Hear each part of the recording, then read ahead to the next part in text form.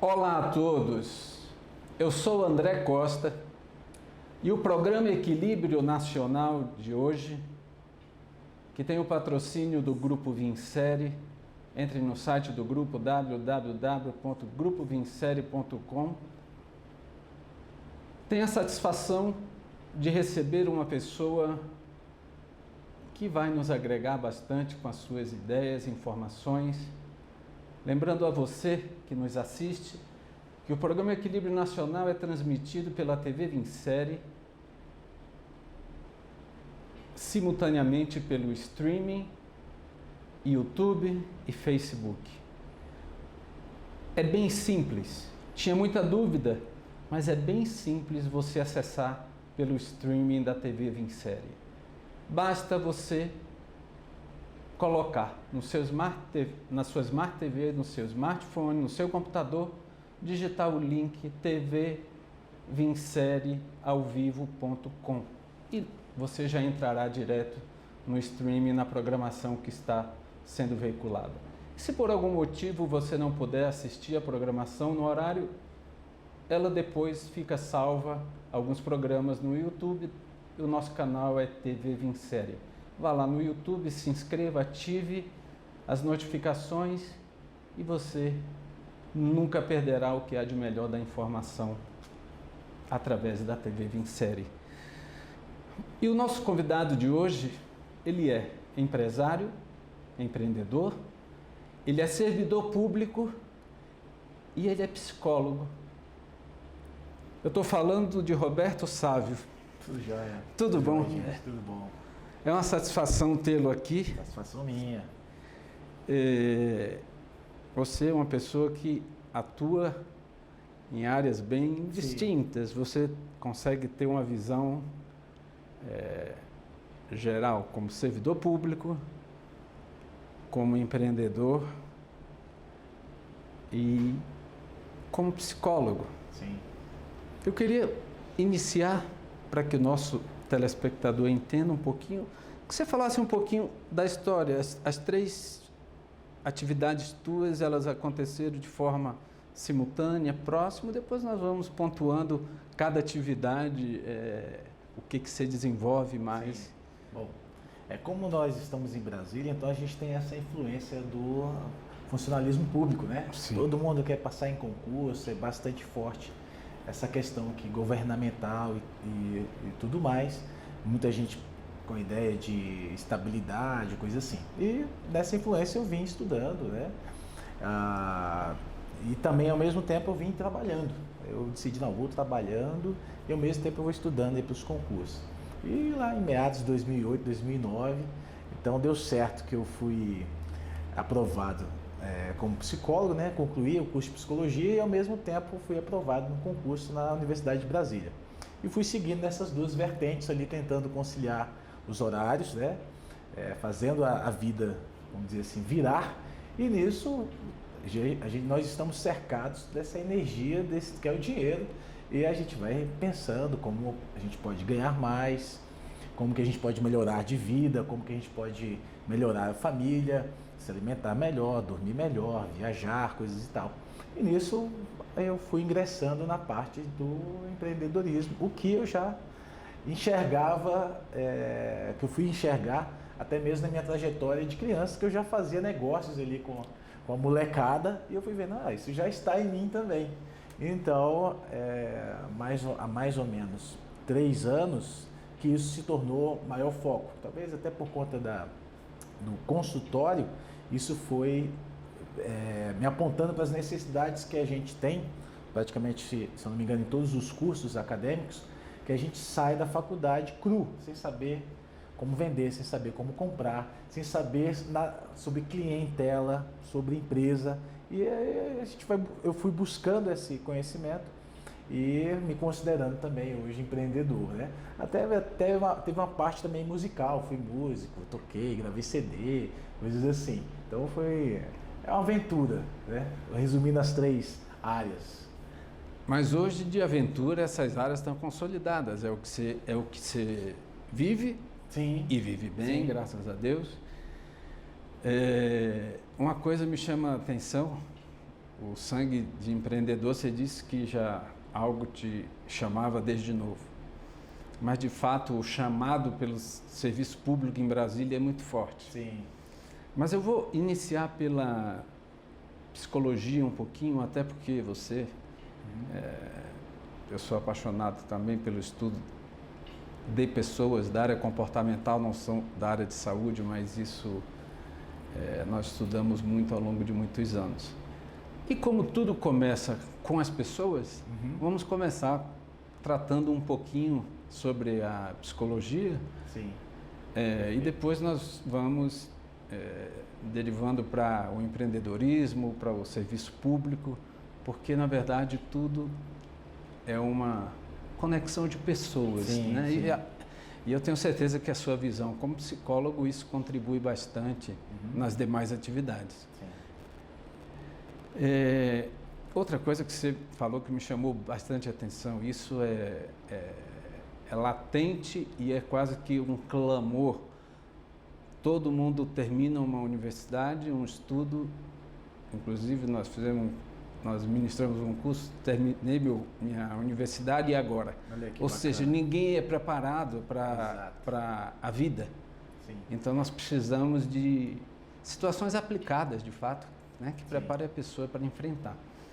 Mas uma coisa você tem um consultório, clínica normal, atende pessoas, e uma coisa que me chamou a atenção, até nas tuas redes sociais, que você faz muito uma analogia até com desenhos, eu vi ali o He-Man, vi o outro personagem, e você sempre faz uma analogia. Isso é alguma técnica, uma estratégia tua ou é para chamar atenção para aquela mensagem? Porque nós somos visuais. Sim, sim. Isso são técnicas da psicologia que você usa? Sim, nesse sentido, ali, foi até recente, né, que eu comecei a trabalhar um pouco com esse lúdico na rede social, que é meio que um espelho do que a gente está vivenciando hoje, fortemente, nessas polaridades políticas, né? Então eu joguei ali um pouco, até mesmo para dar uma aliviada nas pessoas, até mesmo para sugerir questionamentos, as pessoas se perguntarem, e trazendo para a psicologia, no sentido de ser um espelho da alma. Então, até, claro que lá na minha rede social ainda vai ter uma parte de espiritualidade, tudo mais, mas bem nessa parte que você diz sobre os desenhos lá do He-Man e o... Esqueci o nome dele. Já vem. Nessa ideia das polaridades, né? E ao mesmo tempo, os dois ali estão divertindo o público, né?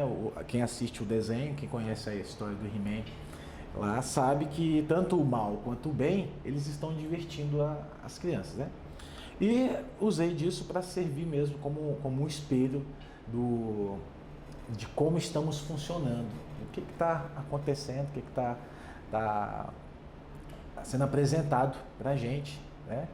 E o que a própria pessoa tem a ver com isso, o que ela pensa, porque tanto a psicologia quanto os dias atuais, eu acredito que o clamor você pode pensar, você pode refletir sobre, você não precisa seguir apenas o que estão dizendo que você tem que fazer, dizendo como que você tem que falar, se comportar, não, você pode pensar sobre o que você está falando, sobre o que você está fazendo. E a psicologia, agora já entrando mais no consultório, ela vem propor isso, principalmente na minha abordagem, que é o que você está sentindo, como que você está se sentindo hoje.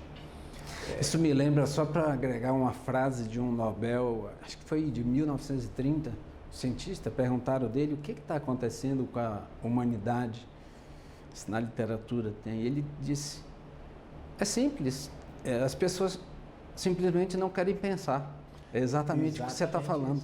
Então as pessoas estão agindo com instintos, não com coisas concretas. Reacionárias, vamos dizer assim, né? Isso. A pessoa se defende, a pessoa ataca, uma reação apenas. E nessa necessidade de pensar, de se observar, de se olhar, casando também um pouco com a minha história, que eu já tinha, no aspecto de espiritualidade, a pessoa ela é convidada também a se voltar um pouco para dentro dela, né? Do seu invisível, dos seus pensamentos, dos seus sentimentos. E aí eu fui encontrando a minha vocação na parte da psicologia dentro disso, desse também chamado humano, como se diz, do ser humano, de se humanizar, de se conhecer, de se observar, sabe? Eu diria que hoje, que até não sou psicólogo nem psiquiatra, como já falei, mas essa parte é muito interessante porque nós fizemos, algumas pessoas do grupo, para se desenvolver mesmo, fora. E eu diria que, não sei se você concorda, 80% das pessoas não sabem quem são, ou mais. E sem a pessoa saber quem é, ela não vai a lugar algum. Sim. Esse processo do autoconhecimento, na sua visão da psicologia, ele tem dois extremos. Ele é positivo, mas também ele é doloroso. E as pessoas não querem não querem enxergar, é isso? A realidade para poder fazer os devidos ajustes? Sim, isso está bem dentro da fenomenologia, né? Dentro de umas vertentes da Gestalt, que é uma das minhas abordagens, que é dentro de um termo alemão, que é como as coisas funcionam. E nisso, agora eu me perdi aqui, peraí, lembrando. Então, como que a gente funciona? Isso, quem sou eu, né? Anteriormente, a gente pode perguntar também quem eu penso que eu sou. Porque nesse aspecto da fenomenologia, até um pouco é impossível agarrar, de fato, quem você é. Porque essa pergunta é difícil, quem é este que pensa sobre quem ele é? É como se houvesse um outro ser ali pensando, quem sou eu, né? Mas é como se esse eu estivesse fora. Quem sou eu? Isso. Né? Olhar de fora, se olhar de fora como uma outra pessoa. E é um conhecimento não muito palpável, vamos dizer assim, né? Do ser. O conhecimento do ser não é tão palpável assim. Não é apenas um conceito. É como se fosse o gosto de algo. Quando se pergunta quem é você, isso nos leva a gente, porque nós estamos muito acostumados no aspecto intelectual, né? A gente quer resumir tudo no intelecto, no pensamento. Mas esse quem é você, o ser, ele é muito maior. Ele é maior do que o que a gente pensa sobre quem somos. Então, voltando para a ideia do gosto, se eu disser para você, o chocolate tem esse gosto, ele é assim, é tal. Mas você só vai saber, é um exemplo simples, mas se você provar. Sim. E o próprio ser, você só vai, no nível do saber, ele está além apenas do aspecto mental, intelectual. Essa é uma questão que nós podemos, quem sou eu, as pessoas, como você falou, puxando outro link que você trata dentro da sua temática lá, que é a espiritualidade, né? Nós somos seres espirituais. Sim. Isso não estou falando de religião, nós somos seres espirituais em uma massa material. Isso. E as pessoas não conseguem compreender isso. Por isso que isso gera uma amplitude e algo intangível. Né? E quando nós vamos para a mente, eu estou criando uma situação para a gente debater. Quando a gente vai para a mente, nós temos a mente consciente e o inconsciente. E o inconsciente é intangível. Sim. E é ele que está no espiritual. Sim. Então as pessoas querem tudo resolver com o consciente, que são os 5 sentidos, diria assim. Visão, audição, paladar, tato. Sim. Então realmente o ser humano ele é um sistema, ele é complexo. Mas é necessário esse autoconhecimento para que... E esse entendimento, nós somos energia, né? Nós transmutamos energia. Então, como é que está a psicologia nesse aspecto? Porque eu gosto sempre de uma frase de Viktor Frankl, onde ele fala que o homem morre menos de fome e menos de qualquer carência material do que pela uma falta de um propósito, de encontrar a que ele veio, de uma existência. Sim. E a psicologia já está vendo isso, porque Freud não tratava disso à época. Então, é uma questão de objetivo de vida. As pessoas estão perdidas, estão ansiosas, estão depressivas, porque elas não têm um propósito também definido também. Então, como é que a psicologia hoje está enxergando isso? Eu vejo a psicologia sendo questionada, bastante sendo questionada por isso, pela sociedade. Voltando naqueles conflitos antigos, né, que a gente tem de existência e essência, né? Sim. E também porque isso leva a gente para uma outra ciência. Não é apenas essa ciência que a gente tem. Sim. Metafísica de causa e efeito. É outra ciência. Como é que eu vou colocar na ciência aquilo que é único? É só meu. Eu estou no autoconhecimento, no próprio universo. A pessoa está entrando no universo que é ela. Como que ela vai metodificar o que só é dela? É único. Como é que ela vai jogar para outra pessoa que é especificamente dela? Ou apenas aquele fenômeno exatamente daquele momento? Por exemplo, que a gente está aqui agora, a gente está em conversas profundas aqui, né? Sim. Um momento que é irrepetível aqui. Aconteceu, a gente pode fazer outra entrevista, pode ter outro encontro, sim, mas ele é único aqui. Como é que eu vou colocar isso dentro de um método? Né? E a psicologia vai sendo questionada nisso por essas outras ciências, como você bem disse, né? Assim, fora, bem pegando a ideia de energia, eu digo muitas vezes assim, que nós temos no mínimo 5 Is. Você fala, né? O inconsciente, o intelecto, sim, a intuição, o instinto e o outro I é o incognoscível. O que não adianta, que não está dentro do nosso forma de pensar, é incognoscível, está muito além da gente. Mas isso está dentro do inconsciente. Também. Sim. Tudo isso que é intangível está dentro do inconsciente, que seria o nosso subconsciente. Sim. Né? No âmbito maior, sim. Sim, né? no âmbito maior. Dentro da nossa consciência aqui, da nossa atenção, da nossa razão, né? Os orientais, eles vão dar um pouquinho mais de voz para esse instinto, para essa intuição. Né? A gente está sendo cada vez mais influenciado aí para ficarmos mais no intelecto, no pensamento. Voltando agora um pouco para o consultório, então a Gestalt, a minha abordagem, também um pouco da linha sistêmica, vai chamar a gente para ampliar um pouco disso. Olha, você não é só isso. Dentro ainda daquela pergunta do quem sou eu. Então você não é só pensamento, você não é só corpo. E existe uma necessidade aí, como você bem disse também, de transpor essa física aqui, né? Seja de adoração, seja de espiritualidade. Só para ilustrar, o Viktor Frankl, sabe, ele foi um sobrevivente do campo de concentração de Auschwitz. Ele já era psicólogo quando ele foi para o campo de concentração, de uma forma que era indevida. Ele é austríaco, mas acabou indo. Depois se tornou psiquiatra e tudo.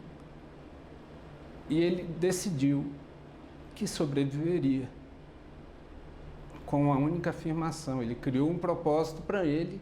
Eu quero voltar para casa, que eu preciso ver a minha família. E eu não sou, aí já é científica a tua área, e eu não sou obrigado a pensar aquilo que eu não quero pensar. Sim. Então ele conseguia filtrar no consciente o que era negativo. E isso é muito interessante. Então nós estamos finalizando esse primeiro bloco. Eu acho que essa abordagem da psicologia de forma mais ampla, entender o que é intangível, que o que é intangível é o que vai fazer a gente crescer. Eu entendo, assim, não sei, Sim. E nós vamos no segundo bloco, eu quero conhecer um pouco da tua parte empreendedora, o nosso público precisa entender, porque o nosso programa também é voltado a isso, destravar, quebrar alguns paradigmas que as pessoas estão amarradas, que estão ali, não sabe se vão, não sabe se fica. Sim. Como você falou no início, mas hoje você está empreendendo mesmo. Você tem suas horas de consultório, mas tem outro. Sim. E como que funciona a tua vida nesse sentido e como isso te trouxe algo que... Sim. Eu fui me percebendo saindo de uma visão mais de doença para investimento. Então, invertendo, né? Até mesmo aí, eu diria que o Ministério da Saúde, hoje eu considero ele mais como o Ministério da Doença, que ele vai tratando mais após as coisas, né? E poderia ser, de fato, se fosse da saúde, seria previamente. E nesse prévio seria no aspecto do investir, né? Investir para melhor qualidade de vida, investir no sentido viemos aqui para ganhar também. E retornará para mim coisas boas, retornará para mim frutos do que eu plantar hoje, frutos do que eu direcionar a minha energia, direcionar o meu foco, né? Acredito que a psicologia, porque tudo começa dentro, né, do humano. Então, primeira mudança de pensamento. Esse pensamento vai produzindo ideias, possibilidades de atitude. E isso vai mudando a sua atitude, a sua ação, e aí sim ver os resultados, né? Nós estamos inseridos em um sistema talvez mais profundo do que chamar de capitalismo, mas do dinheiro.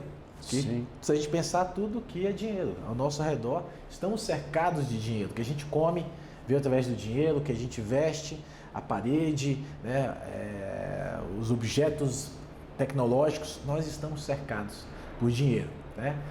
Seja a grama, seja a árvore, tudo, né? E não fomos assim capacitados, como eu disse no começo, a gente sai da formação acadêmica, até mesmo anterior ao ensino básico, médio, cruz, a gente não sabe lidar com esse básico.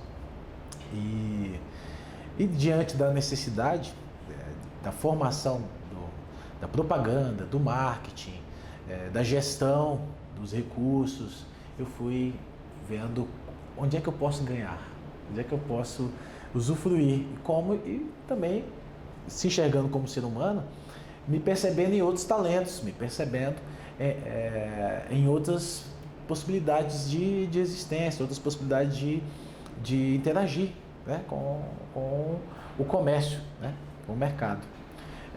De ser pouco também, né, que fui músico, então fui vendo algumas coisas dessa troca do dinheiro e tal. E hoje eu estava trabalhando com jaquetas de couro, blusas de frio, né? E teve um bom retorno aí no mercado que eu não enxergava. De repente eu vi e entrei e mandou bem. E é curioso que no passado a profissão mais antiga é venda, é vender. Mas depois que foi a evolução, tudo muito... os profissionais de vendas começaram a ser vistos como profissionais, aqueles que, em tese, não conseguiram ser doutor ou não conseguiram estudar, ia vender. Sim. Quando, na verdade, isso é tão interessante como é cíclico, que tudo na vida é venda. Sim. E o mais difícil que tem a se fazer hoje na vida é vender. Sim. A si próprio, o seu serviço, você como psicólogo, eu aqui, a minha profissão, a nossa profissão, tudo nós temos que estar vendendo. Sim. Então, é algo extraordinário essa questão, e entender que você pode ser... Por que nós temos hoje essa estatística? Nós temos somente 5% da população mundial bem-sucedida. Mas vamos falar então, a cada 100 nós temos 5. Uhum. E se nós pegarmos 100 vamos usar médico, ou advogado, ou qualquer profissão com pós-doutorado, por que que 100 deles, só 5 conseguem ser bem-sucedidos? Né? Isso é estatística mundial. Sim.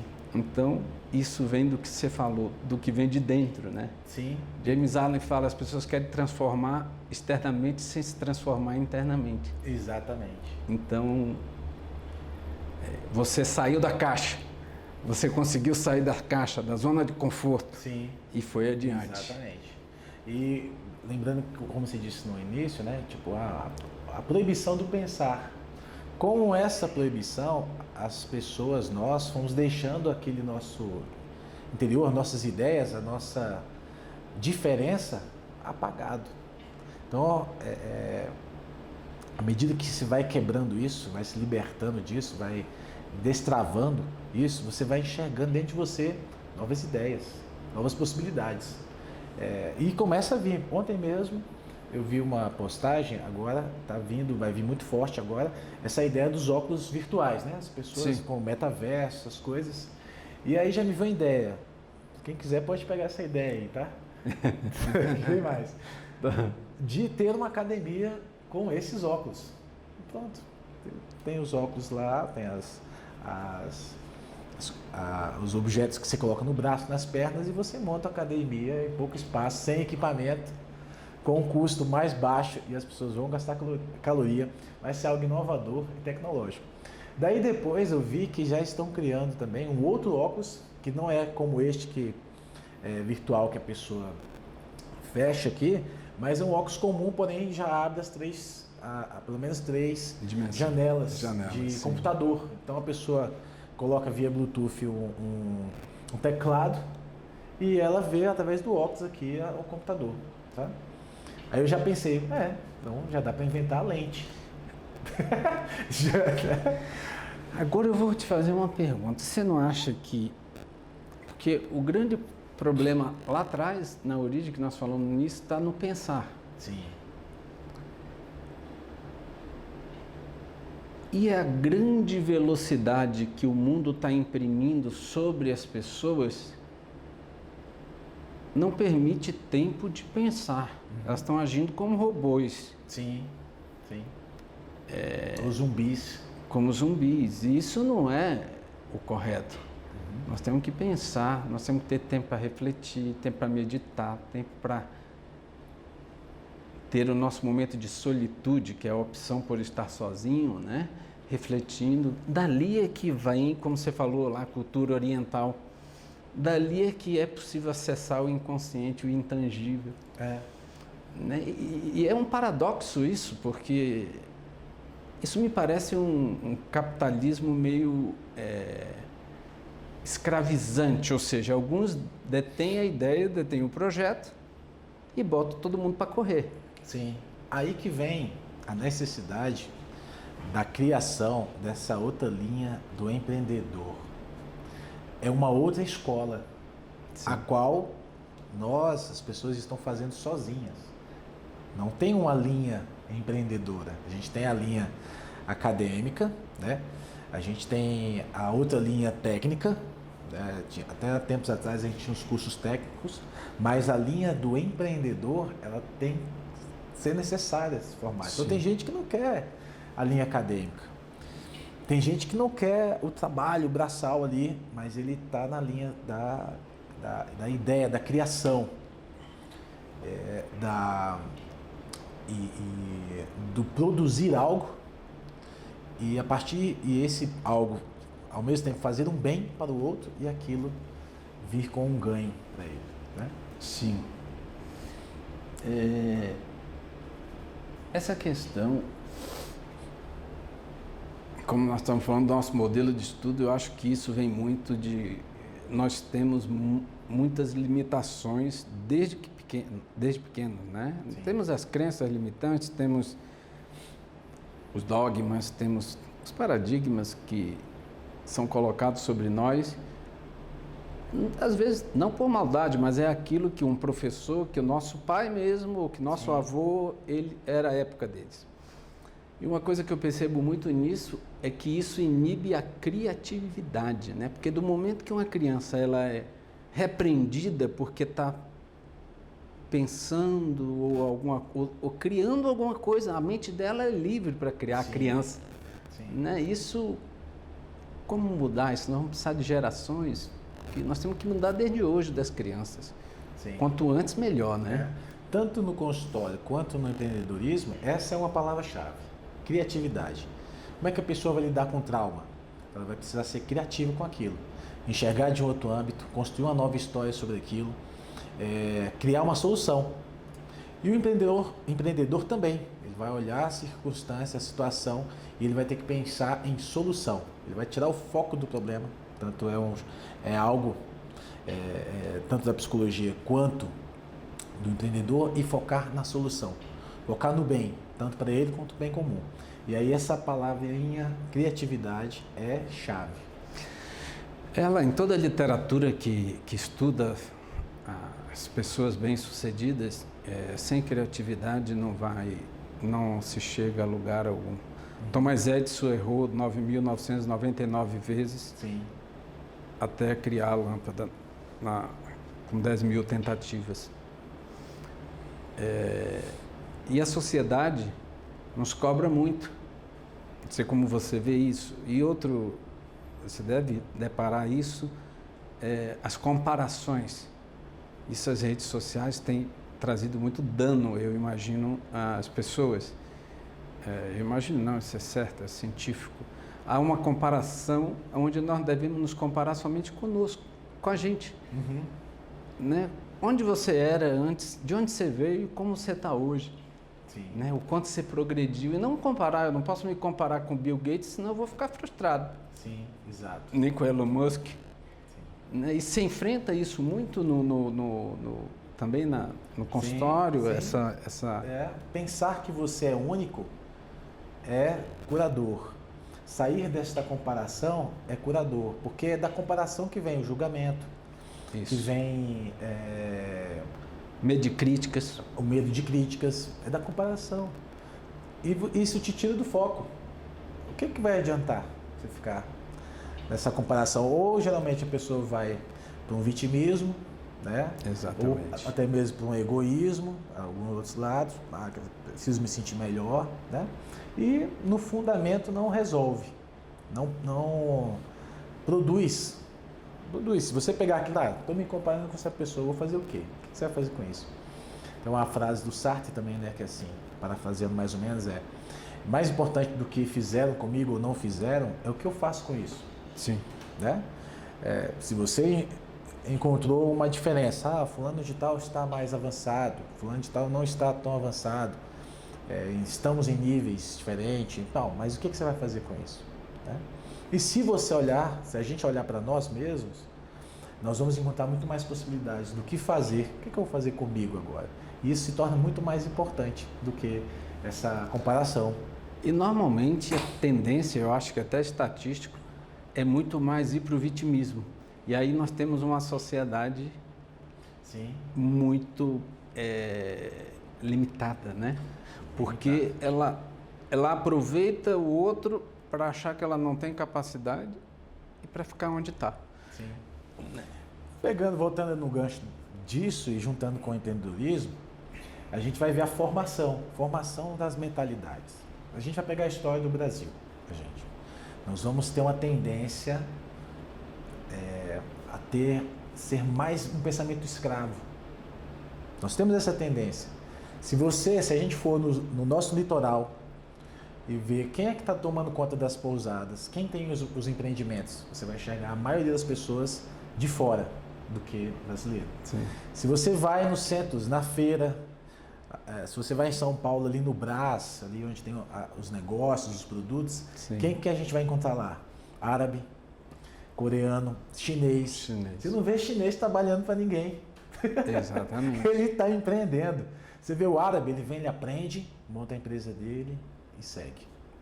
Porque ele já tem isso, como você disse. Essa cultura. A cultura de vendas, neles, são muito mais arraigados do que nós.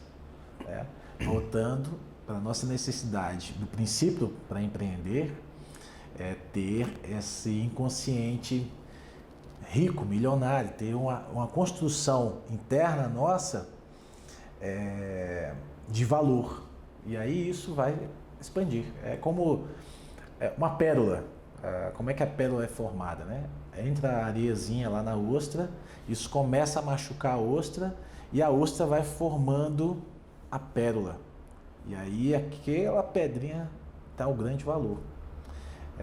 O diamante também, né? Como é que é formado o diamante? Sob alta pressão, sob alto peso, aquela rocha vai condensando o grafite e se forma o diamante. O ouro passa quantas vezes no fogo, né? Sim, pelo fogo. Então, o nosso interior tá a nossa resposta, tá o que a gente precisa, de fato. Só que enquanto a gente não se voltar para isso, nós não vamos achar a saída.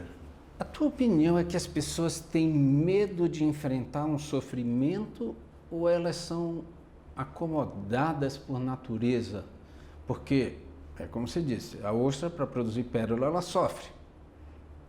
Ela tem que passar, tem a areia, tem um sofrimento, tem um amadurecimento. O ouro também, para ficar puro, tudo na vida tem um preço, tem a outra parte.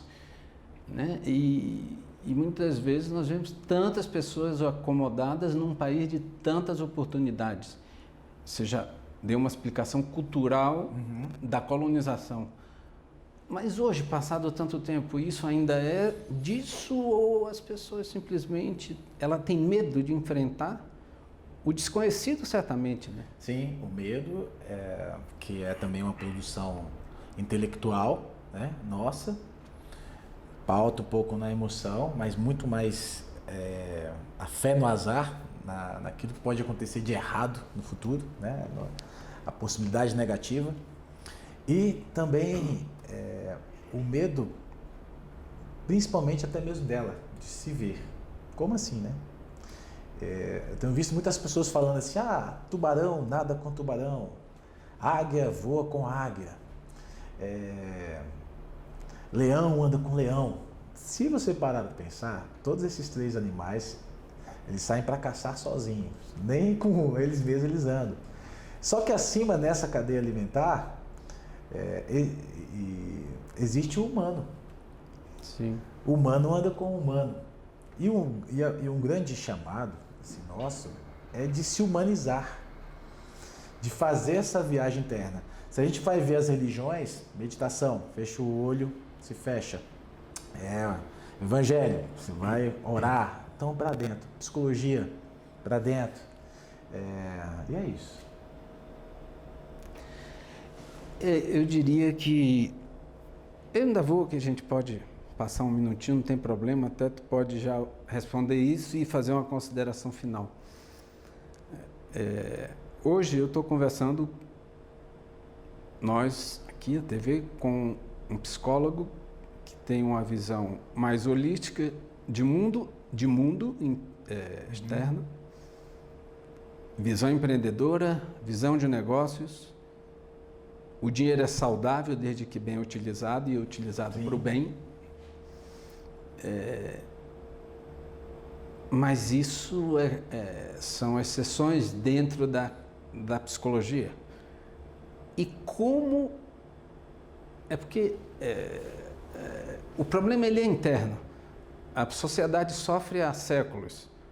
Todo mundo fala que foi a pandemia. Não, a pandemia só trouxe à tona o que já estava... dentro de cada um. Sim. Né? E como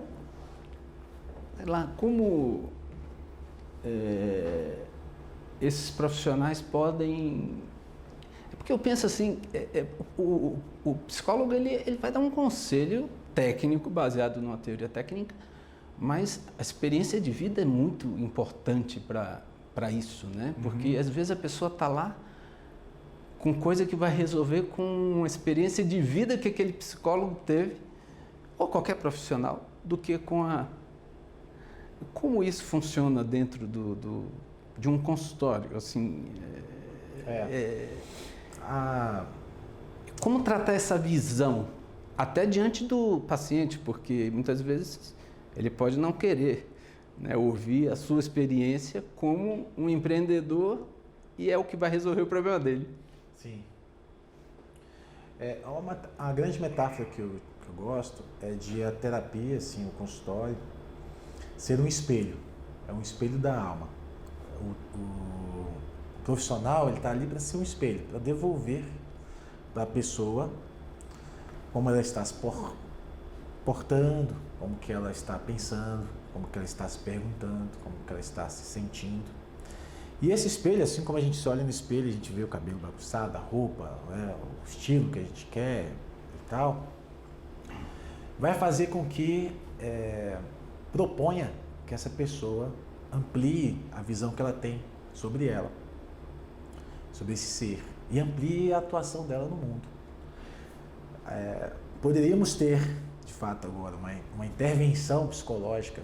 Bom, o que aconteceria se, de repente, todo mundo do nosso país tivesse 1 hora para parar e se enxergar, pensar sobre o que está fazendo, onde está errando, onde está acertando, onde está sendo bom, onde está sendo mal, o que isso iria fazer conosco? Eu acredito que a gente iria dar saltos de evolução, de humanidade e de pessoa. Você pode continuar para dar suas considerações finais para a gente encerrar? Bom, você que está nos ouvindo, direi para você, se você está indeciso, perdido, o caminho se volte para dentro. Se veja, invista em você, invista nos seus pensamentos, invista nas suas ideias. Se você acha que está te faltando repertório, faltando conhecimento, busque. Se você acredita que está sem ideias, vá buscar novas ideias, novas pessoas, novas falas, novas músicas, novos livros, para que você se alimente. E assim, como uma planta mesmo, você fortaleça as suas raízes, cresça, e aí você, a partir do momento que você crescer, você vai dar bons frutos, você vai conseguir colher coisas boas. E se aventure, tente ao máximo ser criativo, trabalhe a sua criatividade, seja com o mais simples, seja com um desenho, seja com uma escrita, seja com uma fala, e a partir daí coisas novas virão.